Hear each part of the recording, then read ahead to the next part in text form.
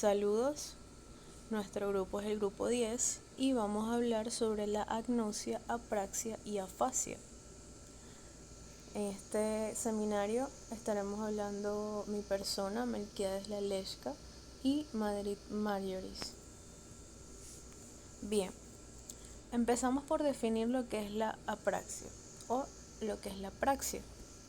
Viene del griego praxis, que significa acción, y es la facultad de cumplir más o menos automáticamente ciertos movimientos habituales adaptados a un fin determinado, tales como peinarse, saludar y escribir, etc. La apraxia entonces la definiríamos, si la apraxia es la capacidad de hacer alguna acción mediante un movimiento, entonces la apraxia sería la imposibilidad de realizar movimientos adaptados a un fin o acto, no siendo el paciente ni paralítico, ni demente, ni agnóstico. Los tipos de apraxia tenemos la apraxia ideomotriz, que es cuando el individuo, teniendo la representación mental correcta de los distintos movimientos que componen el acto a realizar, nota que los miembros encargados de ejecutarlos no lo pueden hacer. La apraxia ideatoria es cuando el individuo no tiene la representación mental precisa del acto a ejecutar. Entonces, la diferencia entre la ideomotriz y la ideatoria es que la ideomotriz, la persona en su mente sabe lo que tiene que hacer, pero no tiene la capacidad para ejecutar el movimiento. Y en la ideatoria, la persona de repente puede tener la capacidad de ejecutar el movimiento, mas no tiene la representación mental precisa del acto que va a ejecutar. Tenemos también la apraxia constructiva, que aparece en las actividades complejas que requieren una percepción y una figuración de las relaciones especiales existentes entre diversos objetos. En la apraxia constructiva podemos hacer una evaluación mediante la realización de un dibujo, observándose la imposibilidad de establecer entre los elementos gráficos relaciones espaciales correctas. Así, los pacientes se muestran torpes para realizar un dibujo de un árbol, casa o construir figuras geométricas con palillos.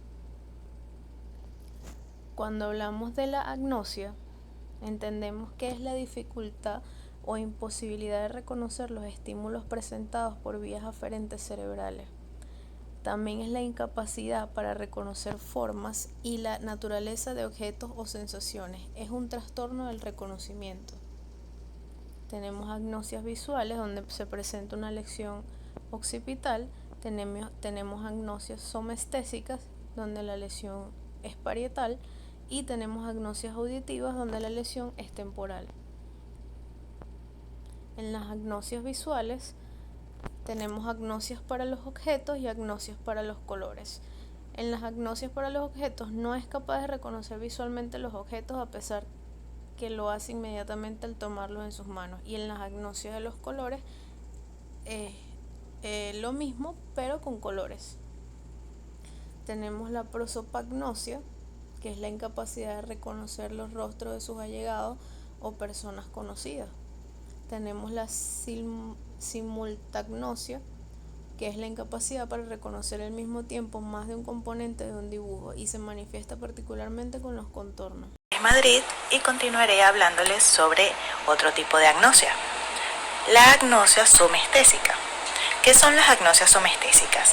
Son trastornos del reconocimiento vinculados a funciones sensitivas o esqueléticas, básicamente dadas por la sensibilidad superficial y profunda.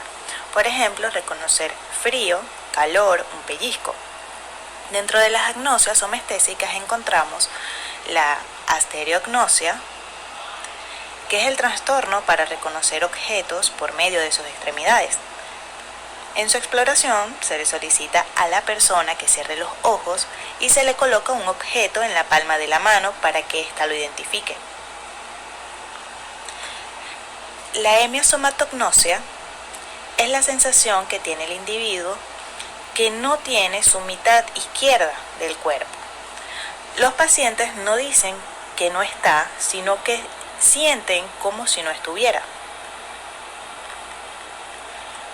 La somatoparafrenia, en esta la persona siente que un hemicuerpo bien sea el derecho o el izquierdo, es extraño y percibe que otra persona estuviera acostada a su lado. La anosognosia es la negación por parte del paciente de su hemiplegia. La sensación del tercer miembro fantasma. En esta el paciente tiene la sensación de la presencia de un tercer miembro, aún sin haber sido amputado. La autotopoagnosia es cuando el individuo no reconoce o identifica segmentos o partes de su cuerpo. No identifica una mano, una pierna, un brazo. Hablaremos de otro tipo de agnosia, la agnosia auditiva. Entre ellas nombraremos a la agnosia verbal, siendo esta la falta de comprensión de la palabra hablada. Por ejemplo, se le dice a una persona, hola, ¿cómo estás? Y la persona responde, ayer comí pan con queso. Responde a algo que no tiene ninguna relación con la pregunta que se le hizo. Encontraremos también la agnosia de los ruidos, la agnosia tonal relacionada a tonos aislados, la agnosia melódica, la cual no reconoce melodías o trozos musicales. Continuaremos hablando sobre las afasias. ¿Qué es la afasia? La afasia es la pérdida de la capacidad para usar el habla.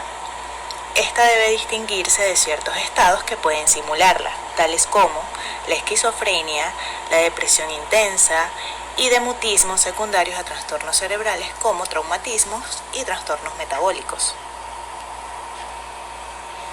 En los tipos de afasia encontraremos la afasia de Broca.